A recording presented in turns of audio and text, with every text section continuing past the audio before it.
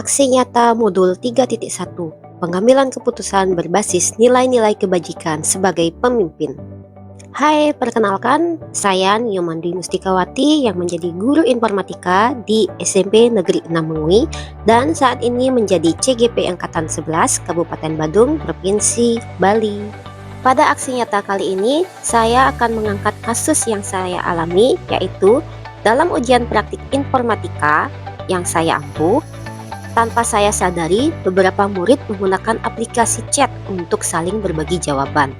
Nah, ada seorang murid dengan kejujuran melaporkan kejadian ini kepada saya. Namun, teman-temannya yang lain yang terlibat menyontek merasa tidak bersalah karena menganggap semua orang melakukannya. Nah, di situasi ini memunculkan dilema etika bagi saya, yaitu apakah saya harus memberikan sanksi kepada murid yang terlibat dalam tindakan menyontek atau tidak. Di satu sisi, penting untuk menegakkan nilai kejujuran dan integritas akademik dalam proses belajar mengajar. Namun, di sisi lain, banyak murid menganggap tindakan mereka wajar, sehingga pemberian hukuman mungkin dipandang tidak adil atau sulit diterima oleh mereka.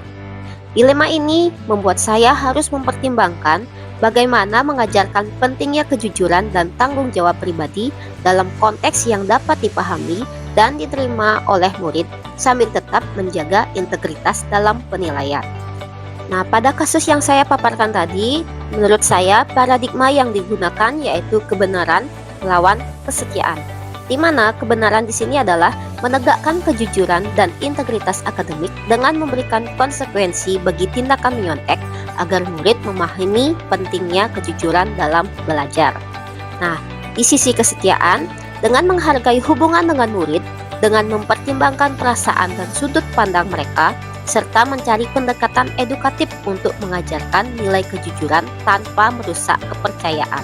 Prinsip yang mendasari pada kasus yang saya alami di sini yaitu rule based thinking, yaitu berpikir berbasis peraturan, di mana saya akan memilih prinsip ini karena menyontek jelas melanggar aturan yang sudah ditetapkan dan aturan tersebut harus diterapkan secara konsisten. Dalam mengambil keputusan pada kasus yang saya paparkan tadi, saya menerapkan 9 langkah pengambilan dan pengujian keputusan. Yang pertama yaitu mengidentifikasi nilai-nilai yang saling bertentangan. Nah, dari kasus yang saya paparkan tadi, nilai-nilai yang bertentangan menurut saya yaitu ada 3, di mana ya salah satunya adalah kebenaran versus kesetiaan, individu versus kelompok, dan keadilan versus kasihan. Nah, untuk nilai kebenaran melawan kesetiaan, di sini ada konflik antara nilai kejujuran atau kebenaran yang dipegang oleh murid yang melaporkan tindakan menyontek dengan kesetiaan kelompok yang merasa bahwa tindakan berbagi jawaban adalah hal yang wajar karena banyak yang melakukannya.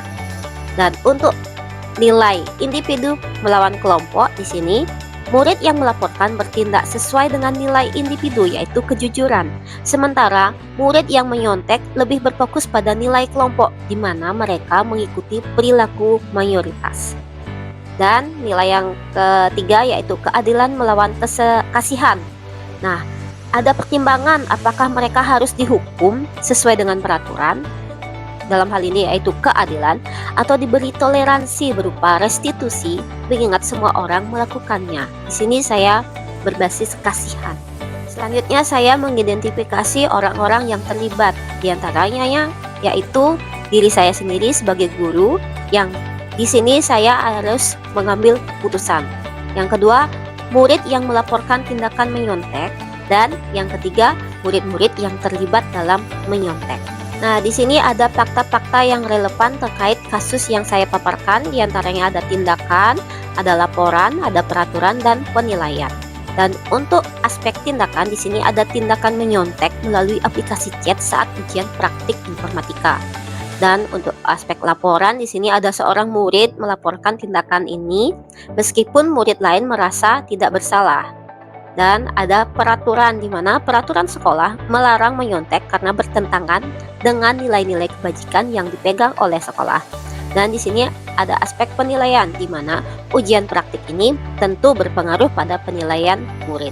Selanjutnya saya melakukan pengujian benar atau salah, yang di mana ada uji ilegal, ada uji regulasi, ada uji intuisi, ada uji publikasi, dan uji panutan.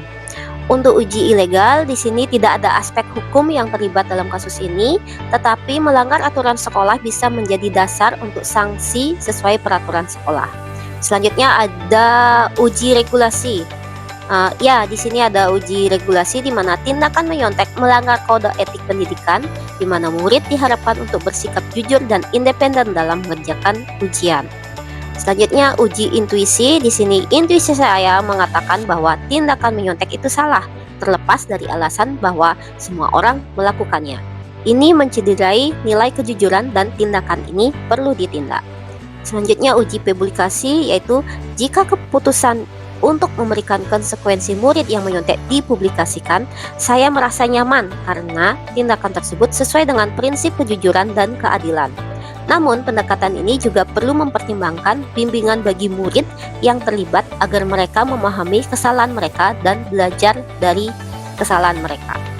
Selanjutnya, uji panutan, di mana menurut saya panutan saya akan menegakkan keadilan dan memberikan konsekuensi murid yang terlibat dalam menyontek, namun dengan memberikan pendidikan tambahan tentang pentingnya integritas dan tanggung jawab pribadi. Selanjutnya, paradigma terkait kasus. Nah, di sini paradigma yang terlihat adalah kebenaran melawan kesetiaan, di mana murid yang melaporkan berpegang pada kebenaran, sementara murid yang loyal terhadap kelompoknya yang menyontek. Dan prinsip terkait kasus yaitu di sini prinsip berpikir berbasis peraturan atau rule based thinking, di mana saya akan memilih prinsip ini karena menyontek jelas melanggar aturan yang sudah ditetapkan dan aturan tersebut harus diterapkan secara konsisten. Selanjutnya, tahapan investigasi opsi trilema. Di sini solusi kreatifnya adalah memberikan kesempatan kepada murid yang terlibat menyontek untuk mengulang ujian dengan pengawasan ketat. Mereka juga bisa diberikan bimbingan khusus tentang kejujuran akademik dan dampak negatif menyontek, sehingga mereka mendapatkan pemahaman yang lebih baik tanpa langsung memberikan sanksi berat. Selanjutnya, tahapan keputusan yang diambil yaitu saya akan memberikan konsekuensi kepada murid yang menyontek, misalnya dengan mengulang ujian atau memberi nilai rendah. Namun, saya juga akan memberikan edukasi tambahan tentang pentingnya kejujuran dan tanggung jawab akademik. Dan yang terakhir, lihat lagi dan refleksi keputusan. Menurut saya, keputusan ini seimbang antara keadilan dan pembelajaran. Murid yang menyontek menerima konsekuensi atas tindakan mereka, tetapi mereka juga diberi kesempatan untuk belajar dari kesalahan mereka yang seharusnya menjadi fokus utama pendidikan. Nah, pada tahap evaluasi ketepatan tahapan pengambilan dan pengujian keputusan. Nah, di sini tahapan pengambilan keputusan dalam kasus yang saya paparkan dilakukan sudah dengan tepat dan seimbang. Konflik nilai seperti kejujuran melawan kesetiaan serta peraturan yang dilanggar oleh tindakan menyontek telah diidentifikasi dengan jelas. Pihak-pihak yang terlibat dan fakta penting dipertimbangkan sehingga keputusan yang diambil dapat dipertanggungjawabkan. Prinsip berbasis aturan digunakan untuk menegakkan peraturan sekolah secara konsisten, namun tetap ada pendekatan edukatif dengan memberikan kesempatan murid mengulang ujian, disertai bimbingan tentang pentingnya kejujuran. Keputusan ini adil dan mendukung pembelajaran murid untuk memahami nilai-nilai etis. Baik, sekian paparan aksi nyata saya dalam modul 3.1 ini, semoga bermanfaat dan terima kasih. Baik, sekian paparan aksi nyata saya